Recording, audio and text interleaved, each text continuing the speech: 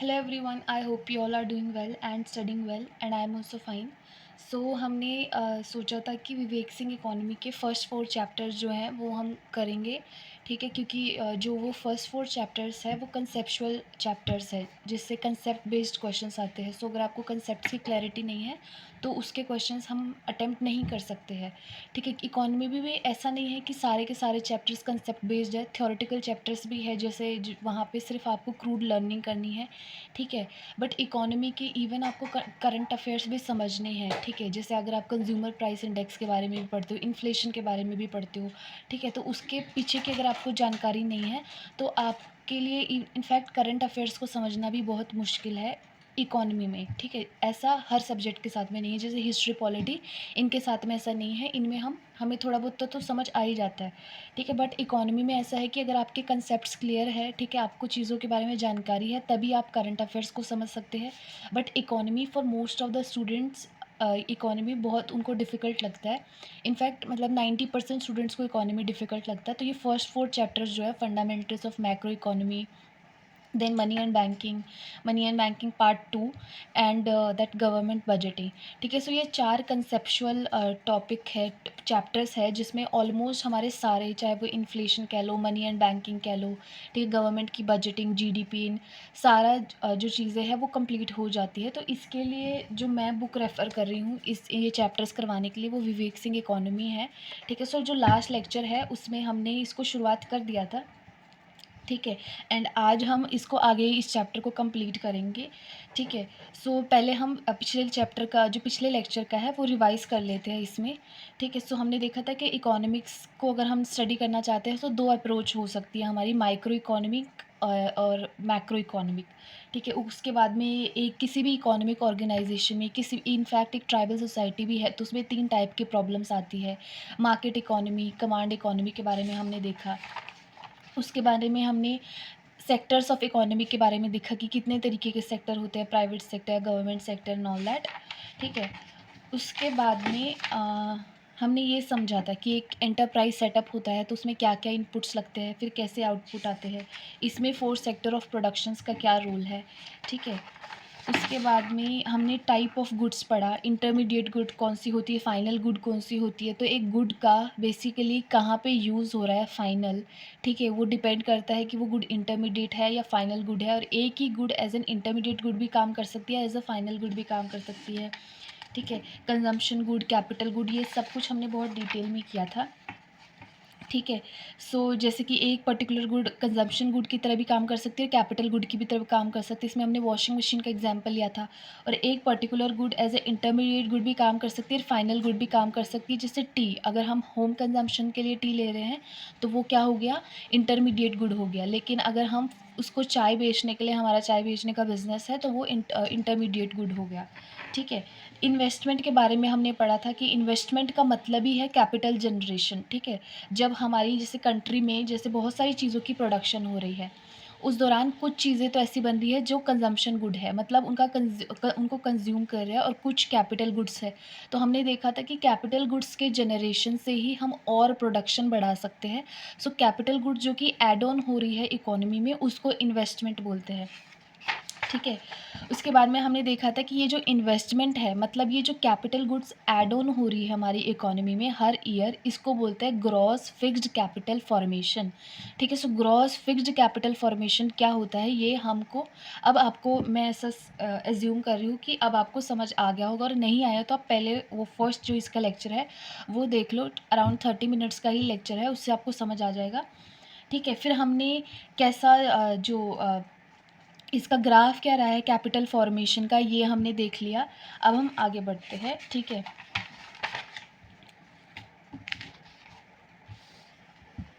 सो अगला जो टॉपिक है हमारा, इसमें हम ऐसे देखेंगे कि जो सर्कुलर फ्लो होता है बेसिकली चीज़ों का, गुड्स एंड सर्विसेज का, और जो भी चीज़ें हो रही है इनका सर्कुलर फ्लो होता है। तो इसमें हम केसेस बाय केसेस डिस्कस करेंगे। देखो ये जो चीज़ें हैं ये बेसिक चीज़ें हैं, अगर आप इनको अच्छे से नहीं समझोगे it will take time, but अगर इनको अच्छे से नहीं समझोगे तो आगे चीज़ें आपको समझ नहीं आएगी। ये एक तरीके से पिलर है जिस पे आगे जब आप जीडीपी पढ़ोगे तो expenditure, income method, value added method, आपको ये डायग्राम से समझ आएगी। ठीक है, सो पहला हम केस ले रहे हैं कि जो हमारी इकोनॉमी है उसमें सिर्फ प्राइवेट सेक्टर है और एक हाउस होल्ड सेक्टर है are present in the economy, और जो गुड्स एंड सर्विस प्रोड्यूस हो रही है वो सारी की सारी कंज्यूम भी हो रही है। तो हमने क्या इकोनॉमी अपनी एज्यूम की है कि सिर्फ प्राइवेट सेक्टर है, मतलब जो एंटरप्राइज वाला है, और एक हाउस होल्ड सेक्टर है जो कंज्यूम कर रहा है। ठीक है, एंड गुड्स एंड सर्विसेज, जितनी की जितनी सारी जो गुड्स एंड सर्विसेज प्रोड्यूस हो रही है वो सारी की सारी कंज्यूम भी हो रही है। देखो तो अब इसमें कैसे ये काम करेगी। हमारे पास एक एंटरप्राइज़ है, एंटरप्राइज़ मतलब एक फैक्ट्री है या इंडस्ट्री है, कुछ भी लगा लो। ये जो फैक्ट्री है ये बर्गर बनाने की फैक्ट्री है, ये 100 रुपीज़ के बर्गर बनाती है, और हमारे हाउस होल्ड है। अब देखो ये जो फैक्ट्री है बर्गर बनाने की, ये हाउस होल्ड को क्या दे रही है, ये गुड्स एंड सर्विसेज दे रही है, गुड्स एंड सर्विसेज में ये क्या दे रही है, बर्गर दे रही है। हाउस होल्ड क्या दे रहे हैं इसको। ठीक है, अब इतना देखो, इन्होंने क्या दिया, गुड्स एंड सर्विसेज, और एंटरप्राइज ने हाउस होल्ड्स को क्या दिया, क्योंकि हाउस होल्ड में से कई लोग ऐसे होंगे जिन्होंने इस एंटरप्राइज़ को खड़ा किया होगा, तो उनको तो दे रहा है ये प्रॉफिट। ठीक है, और क्या दे रहा है, वेजेस, जो लेबर इस एंटरप्राइज में काम करे उनको दे रहा है वेजेस। ठीक है, रेंट मिल रहा है किस पे, नेचुरल रिसोर्सेज पे, और जो कैपिटल है उन पे मिल रहा है इंटरेस्ट। ठीक है, वो सब किसकी नेचुरल रिसोर्सेज हुई, या वो कैपिटल किसकी होगी, किसी हाउस होल्ड सेक्टर के बंदे की ही होगी।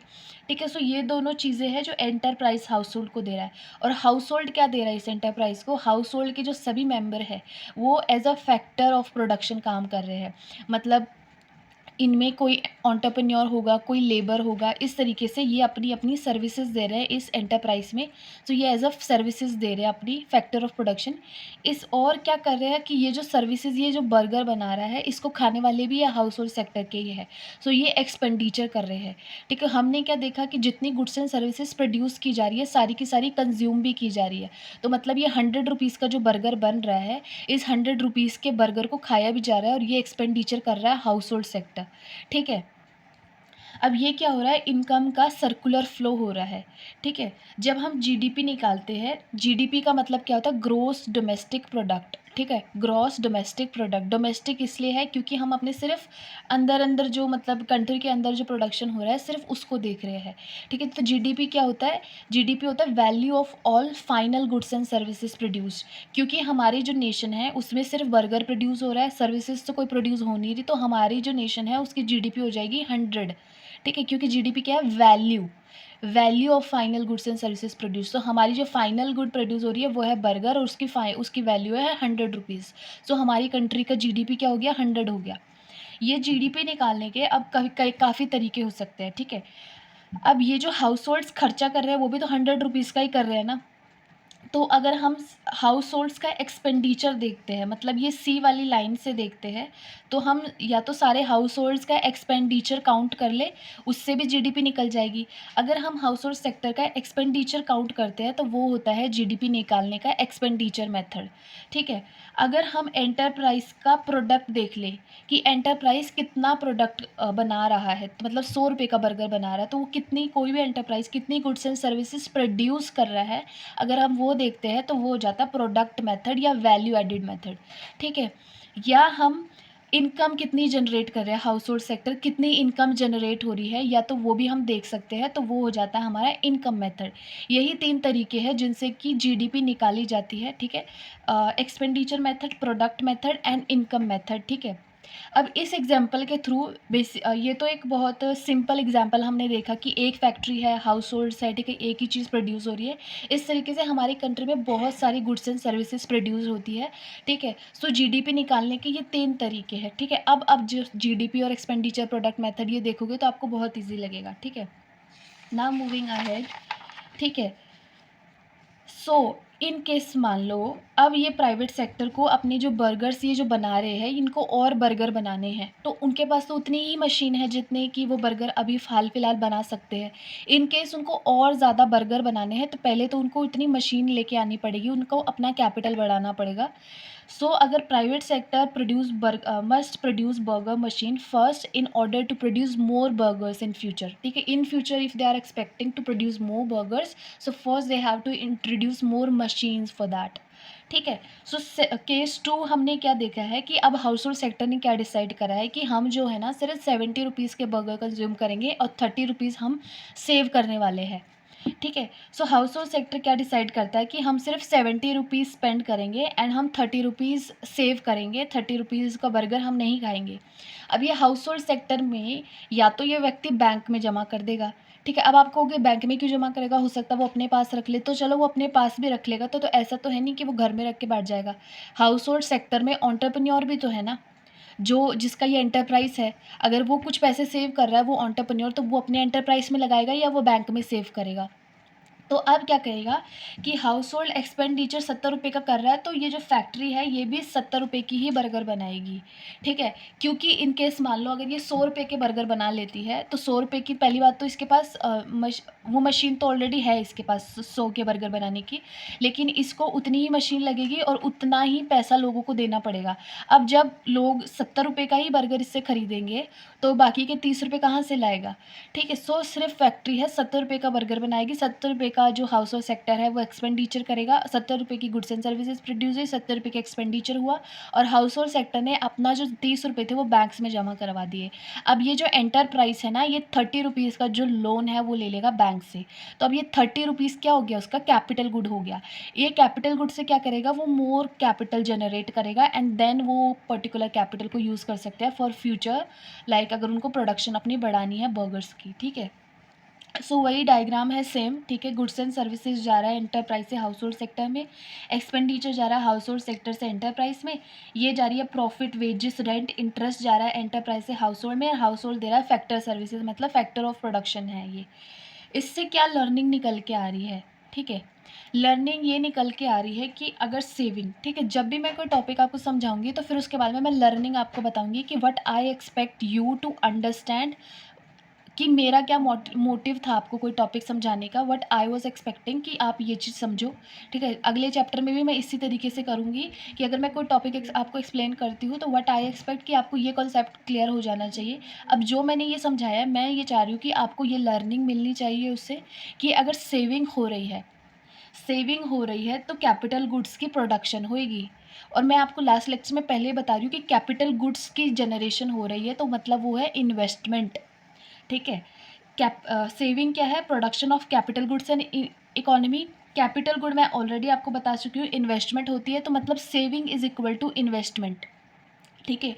इंडिपेंडेंस के टाइम पे हमारे कंट्री में 95% कंजम्पशन गुड्स जो बनाई जाती थी, मतलब 100 में से 95 चीज़ें ऐसी थी जो कंज्यूम हो रही है, ठीक है। लेकिन 5% कैपिटल गुड्स थी, तो सोचो उस टाइम पे कितनी कम सेविंग थी। और सेविंग करेगा भी क्या उस टाइम पे, कोई व्यक्ति है जिसको पास खाने को नहीं है वो सेव क्या करेगा, ठीक है। तो उस टाइम की कंडीशंस अलग थी। बट एक अगर 5% सेविंग कर रहे हैं, आप खुद देखो, अगर आप घर में अगर 5% सेविंग करने लगो, 100 में से 95 खर्च कर दो और सिर्फ 5% सेव कर रहे हो, तो आप कितने जन्म लेके आपका जो हालत है वो सुधरेगी, ठीक है। अभी 2019 एंड 20 का सिनेरियो क्या है कि 72% कंजम्पशन गुड्स क्रिएट की जाती है एंड 28% हमारी जो है इन्वेस्टमेंट रहती है, यानी कैपिटल गुड्स का जनरेशन रहता है, ठीक है। आई होप आपको समझ आया होगा, saving is equal to investment, ठीक है। Now moving ahead to, yes, ठीक है। अब आ जाते हैं जीडीपी पे।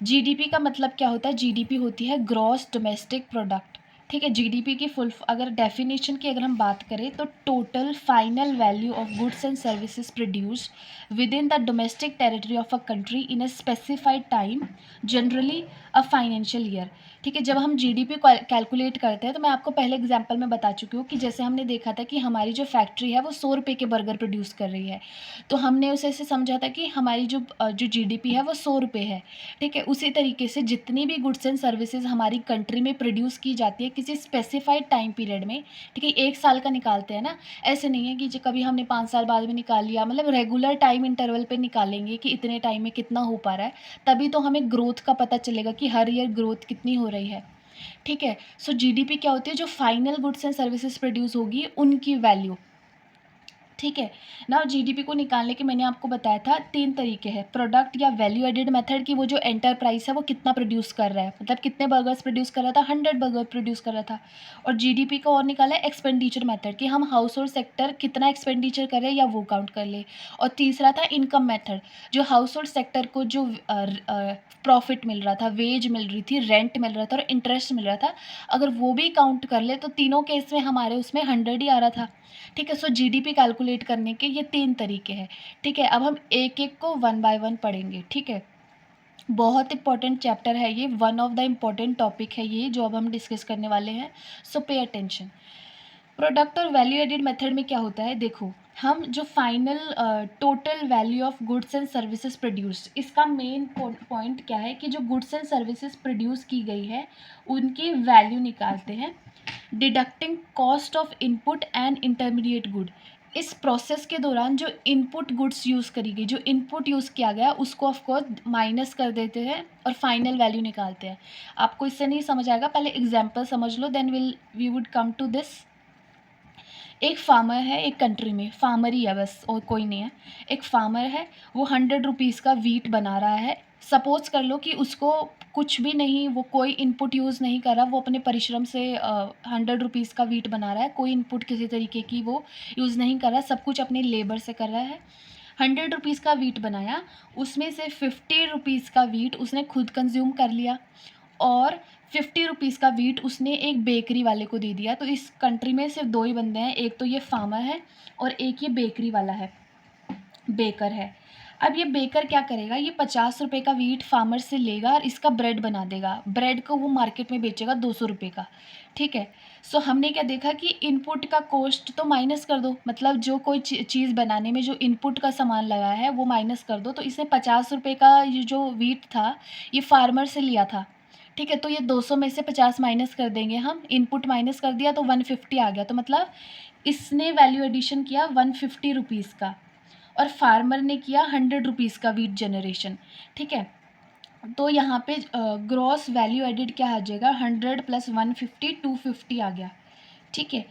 तो क्या ये हो गया हमारा वैल्यू एडेड मेथड, ठीक है। अब यहाँ पे देखो कहीं पे भी हमारी डबल काउंटिंग नहीं हुई, यहाँ पे अगर हमने पूरा 100 ले लिया है तो यहाँ पे हमने वो जो 50 वाला, क्योंकि ये वाला पहले ही 50 इसमें प्लस हो चुका है 100 में, तो ये 50 हमने इसमें से माइनस कर दिया, ठीक है। वैल्यू एडेड मेथड का मतलब है कि आप जो प्रोडक्ट बना रहे हो, how much money that product will fetch in the market, ठीक है। वो प्रोडक्ट आपका मार्केट में कितनी मनी फेच कर पाएगा, ठीक है। ये है वैल्यू एडिड मेथड, जहाँ पे हम जो फाइनल गुड्स प्रोड्यूस की गई है उनकी वैल्यू देखते हैं और उस वैल्यू में से हम इनपुट एंड जो इंटरमीडिएट गुड्स यूज़ की गई है उनकी जो वैल्यू है वो डिडक्ट कर देते हैं। जैसे 200 रुपये का ब्रेड है तो उसमें से 50 रुपये का इनपुट हमने डिडक्ट कर दिया।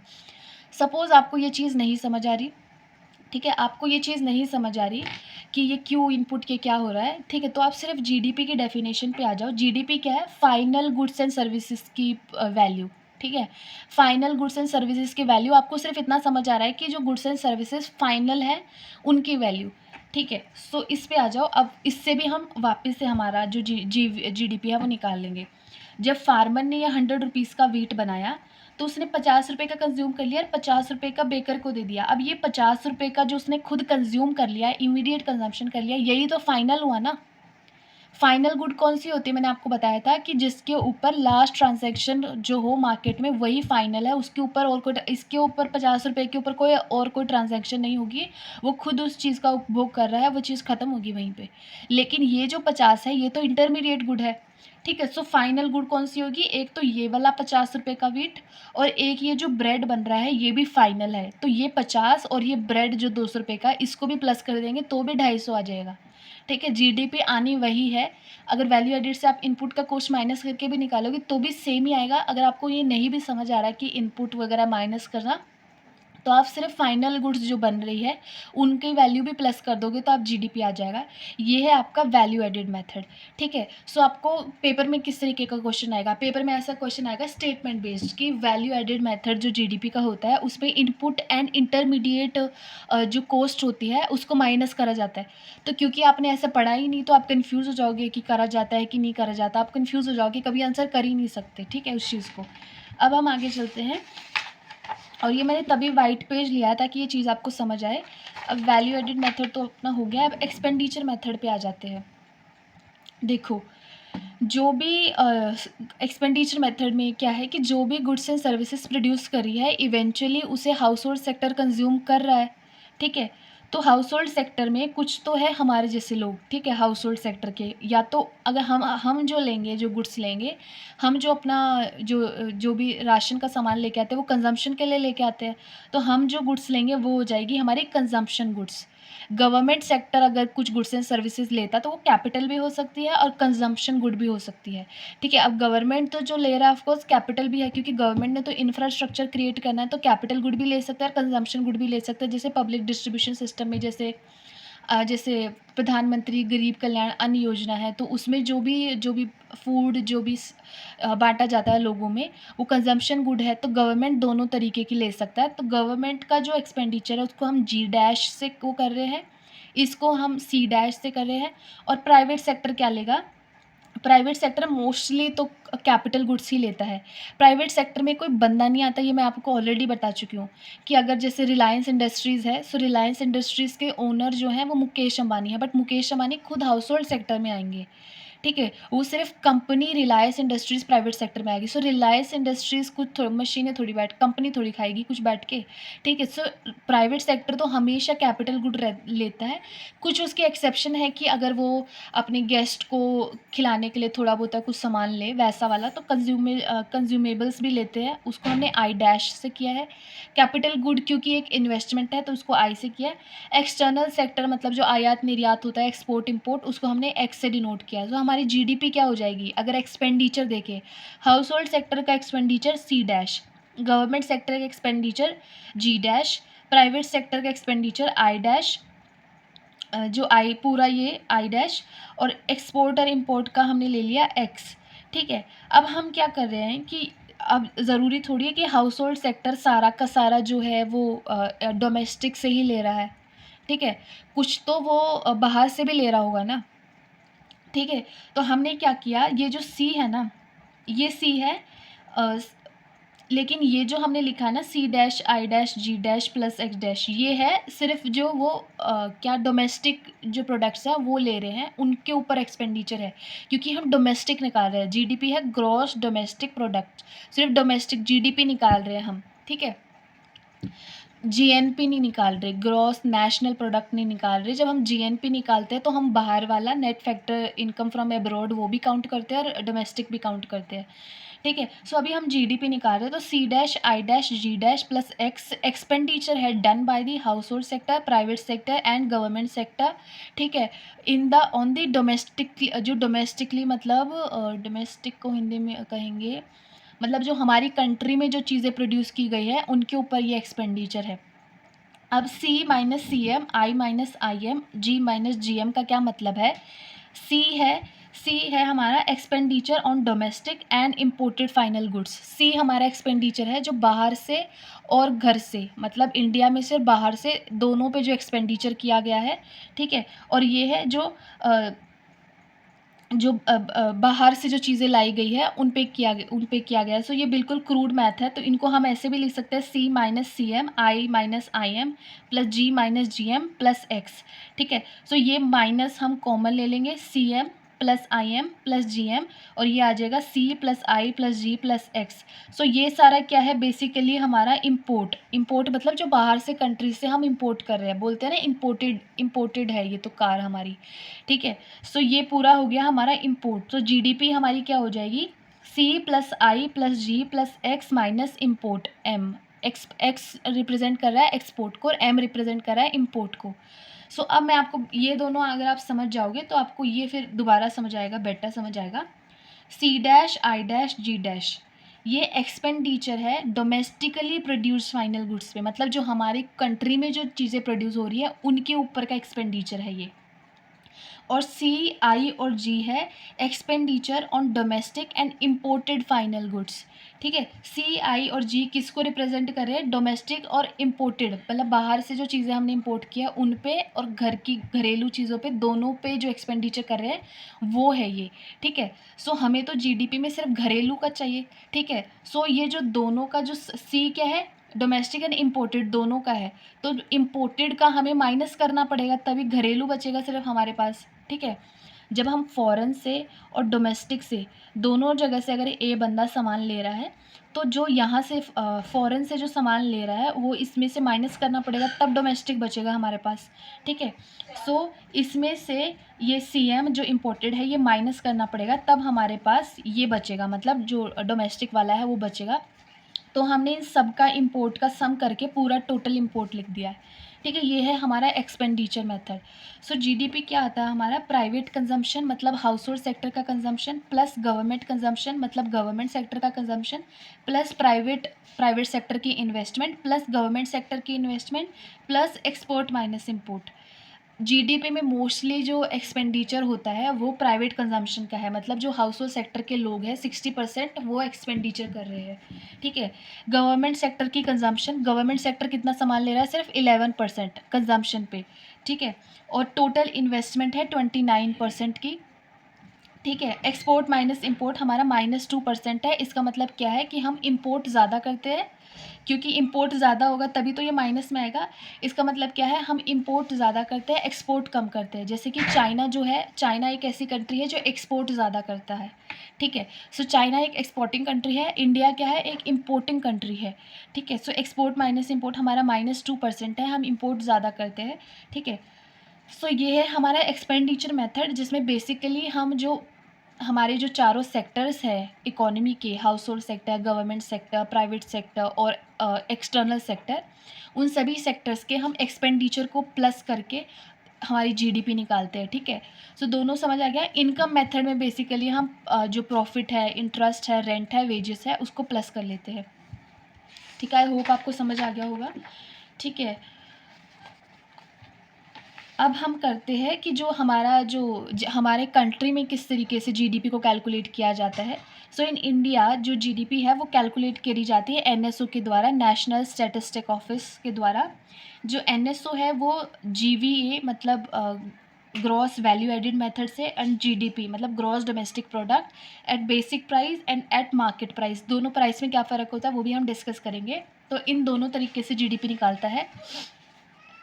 अब देखो, जब हमें नेशनल निकालना है, नेशनल में आ जाता है कि हमारा डोमेस्टिक और बाहर दोनों से कितनी इनकम हो रही है, और जब हम जीडीपी निकालते हैं तो हम देख रहे हैं कि सिर्फ डोमेस्टिक मतलब घरेलू में कितनी हमारी इनकम हो रही है।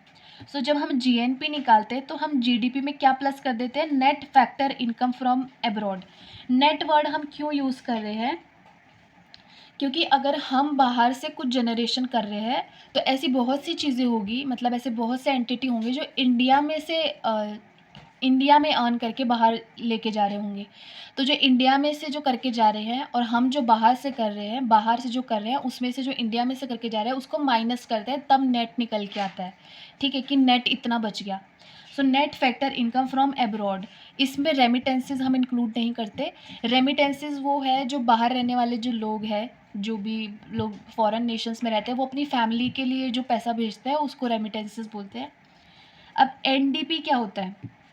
Net net domestic product. Net of course मैंने आपको बताया नेट क्या होता है। बेसिकली नेट तब यूज़ किया जाता है, फॉर एग्जांपल मतलब आप कुछ कर रहे हो, हाँ मतलब जैसे कि आपका कोई बिज़नेस है, ठीक है, और आपने कुछ बनाया, मान लो आपने किसी चीज़ का स्टॉल ही खोला है, तो आप ऐसा अपना निकालते हो ना कि हाँ, मेरे को इतने का सामान लगा, इतने का रॉ मटेरियल लगा, इतना का मेरा बनाने का लेबर, इतने में बेच दिया, नेट प्रॉफ़िट मेरे पास इतना आ गया कि 300 का रॉ मटेरियल लगा, 200 की खुद की मेरी मेहनत, 500 रुपये और 800 रुपये की मेरी सेल होगी, तो 300 रुपये का मेरा नेट प्रॉफ़िट आ गया। तो नेट होता है जब हम डेप्रिसिएशन या वियर एंड टियर को माइनस कर देते हैं। ठीक है। फॉर एग्ज़ाम्पल कि जैसे मान लो आपका ट्रैक्टर है, ठीक है, आप ट्रैक्टर का बिज़नेस कर रहे हो कि आप ट्रैक्टर को सर्विसेज़ पे देते हो, ठीक है, वो काम करने के लिए देते हो। आप काम कर रहे हो तो आप सिर्फ़ यही थोड़ी देखोगे कि हाँ, मुझे पैसा मिल रहा है। आपका ट्रैक्टर जो है वो भी तो पुराना हो रहा है, उसकी भी तो सर्विसिंग करानी पड़ेगी, तो वो डेप्रिसिएशन भी आप इनटू अकाउंट में लेते हो, ठीक है। सो जब हम एनडीपी निकालते हैं, नेट निकालते हैं, तो हम जीडीपी में से डेप्रिसिएशन माइनस करते हैं, ठीक है। Now when you are studying economy, you are supposed to, आप डेप्रिसिएशन को डेप्रिसिएशन ही बोलो, ठीक है, वो उसको वियर एंड टियर मत बोलो, ठीक है, मतलब जिस सब्जेक्ट की जो वोकैबुलरी है उसको वैसे ही बोलो, ठीक है। एनएनपी क्या होता है? Net national product. एनएनपी क्या होगा? देखो एनडीपी क्या होगा? एनडीपी होगा जीडीपी में से डेप्रिसिएशन माइनस करो। एनएनपी क्या होगा? देखो एनपी, एनपी, एनपी क्या, एनएनपी क्या होगा? जीएनपी में से डेप्रिसिएशन माइनस करो। नेट नेशनल इनकम क्या होगी? Gross national income minus depreciation. अब मार्केट प्राइस क्या होता है? जब भी कोई चीज़ आप देखो फैक्ट्री में से कहीं से भी बन के आती है तो उसमें क्या क्या होता है? एक तो होती है फैक्टर कॉस्ट, ठीक है। फैक्टर्स मतलब जो जो वो चीज़ को बनाने में फैक्टर्स ऑफ प्रोडक्शन लगा है, इनपुट लगा है, लेबर लगा है, कुछ कैपिटल लगी होगी, ठीक है, और नेचुरल रिसोर्सेज, ठीक है। आप हर चीज़ को इनटू अकाउंट में लोगे ना, ठीक है। जब उसका मार्केट प्राइस आप किसी भी, मान लो ये पेंसिल मैंने बनाई है, इस पेंसिल को बनाने में कोई मशीन लगी होगी, उस पे किसी लेबर ने काम किया होगा, मशीन की फैक्ट्री मैंने किसी लैंड पे रखी होगी, पानी का यूज़ किया होगा, ठीक है। सो वो सबका जो कॉस्ट आई है इस पूरी पेंसिल को बनाने में वो होगी factor cost. Factor cost plus net indirect taxes, फिर से वो नेट वर्ड हो गया कि टैक्सेस गवर्नमेंट के द्वारा लगाए जाते हैं बट सब्सिडीज़ भी तो दी जाती है ना।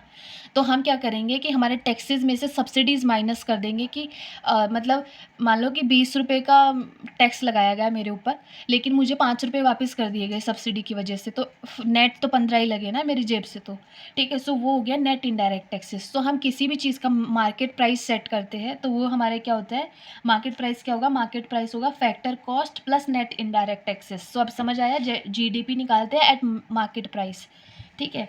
2015 के बाद में जीडीपी निकाली जा रही है मार्केट प्राइस में और बेस ईयर है 2011 से 12 का। अब जीडीपी मार्केट प्राइस पे क्या होगा? Gross value added plus indirect taxes minus subsidies, ठीक है। ये चीज़ याद रखना, ये चीज़ पेपर में पूछी जा सकती है कि मार्केट प्राइस पे क्या होगा जीडीपी की, ग्रॉस वैल्यू एडेड, ठीक है, plus indirect taxes minus subsidies, ठीक है। बेसिक प्राइस क्या होता है? बेसिक प्राइस होता है factor cost plus production taxes minus production subsidies, ठीक है। और मार्केट प्राइस को अगर हम बेसिक प्राइस के टर्म में लिखें तो मार्केट प्राइस क्या होगा? Basic price plus product taxes minus product subsidies. Production and product, ठीक है, दोनों में फ़र्क है। प्रोडक्शन का मतलब कि उसकी प्रोडक्शन के दौरान, बनाने के दौरान जो टैक्सेस लगाए जा रहे हैं, और प्रोडक्ट है जो फाइनल प्रोडक्ट बन के आ चुका तब उस पर जो टैक्सेस लगाए जा रहे हैं, ठीक है। सो बेसिक प्राइस क्या है? Factor cost. फैक्टर कॉस्ट क्या होता है वो तो मैंने आपको बता ही दिया, plus production taxes minus production subsidies. इसमें एक और चीज़ मैंने छोड़ दी, हाँ, बेस प्राइस। बेस प्राइस क्या होता है? ये मैं चलो आपको बताती हूँ।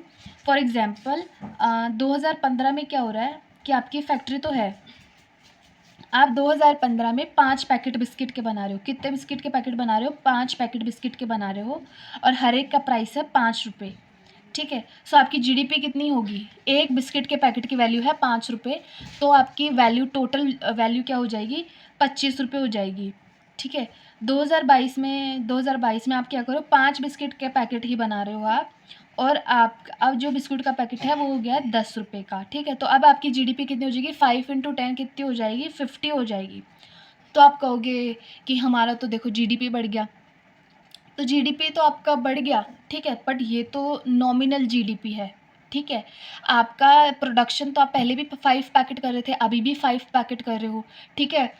अभी पहले भी 5 पैकेट कर रहे थे, अभी भी 5 पैकेट कर रहे हो, तो आपका जीडीपी थोड़ी बढ़ा है। मतलब जीडीपी तो बढ़ा है बट वो नॉमिनल जीडीपी बढ़ा है, क्योंकि आपका तो इन्फ्लेशन की वजह से, क्योंकि बिस्किट के पैकेट का पहले 5 रुपये था, अब 10 रुपये हो गया, तो इन्फ्लेशन की वजह से जीडीपी में इंक्रीज़ करवा रहे हैं। एक्चुअल जो आपकी प्रोडक्शन है वो पहले भी 5 पैकेट था, अभी भी 5 पैकेट है। तो ये चीज़ होती है, ये बेस ईयर का फ़र्क पड़ जाता है, ठीक है? तो इसका मतलब ये है कि ऐसे तो फिर हर साल जो है वो मतलब प्राइस इंक्रीज़ होता रहता है। जो मदर डेयरी के दूध की जो वो आती है, थैली आती है, वो पहले कभी किसी टाइम पे ₹25 की, ₹20-22 की आती थी, अब वो 33-34 की आने लगी है। तो ऐसे तो फिर हर साल आपका प्राइस इंक्रीज़ की वजह से जीडीपी में इंक्रीज़ दिखाएँगे, तो हमें कैसे पता चलेगा एक्चुअल में कि हमारा प्रोडक्शन इंक्रीज़ हो रहा है, नहीं हो रहा है? ये तो हमारा सिंपल एग्ज़ाम्पल था, हमने देख लिया 5 पैकेट ही है। तो हमें देख लिया कि हमारे प्रोडक्शन में तो कुछ भी नहीं हुआ है फ़ायदा। हमारा जीडीपी में इंक्रीज़ प्राइस इंक्रीज़ की वज़ह से दिखा है, ना कि हमारी प्रोडक्शन की वज़ह से।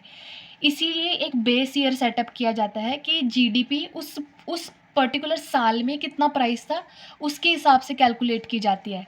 अब जब एनडीए की सरकार आई थी 2014 में, तो उस टाइम पे उन्होंने क्या किया था ना कि बेस ईयर चेंज कर दिया था। पहले आई थिंक 2003-2004 का बेस ईयर यूज़ किया जाता था। आई एम नॉट श्योर, ठीक है?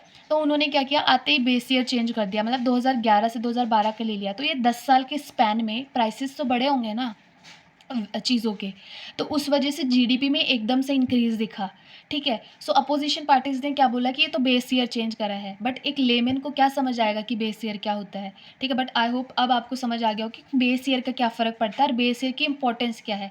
रियल जीडीपी इंक्रीज़ देखने के लिए हमें बेस ईयर सेट करना पड़ता है, फिर हम उस पर्टिकुलर आज जो हम जीडीपी निकालते हैं वो 2011 या 12 के प्राइसेज़ को के मद्देनज़र रखते हुए निकालते हैं, मतलब प्राइसेज़ सेट है, तो अब हमें रियल पता चलेगा, रियल पिक्चर देखने को मिलेगी कि हमारी प्रोडक्शन एक्चुअल में बढ़ रही है, ना बढ़ रही है, ठीक है? सो बेस ईयर समझ आ गया, आपको मार्केट प्राइस समझ आ गया, फैक्टर कॉस्ट समझ आ गया, बेसिक प्राइस समझ आ गया, ठीक है? जीडीपी के मैंने तीनों मेथड आपको समझा दिए, नेट का क्या कॉन्सेप्ट होता है वो मैंने आपको बता दिया, ठीक है?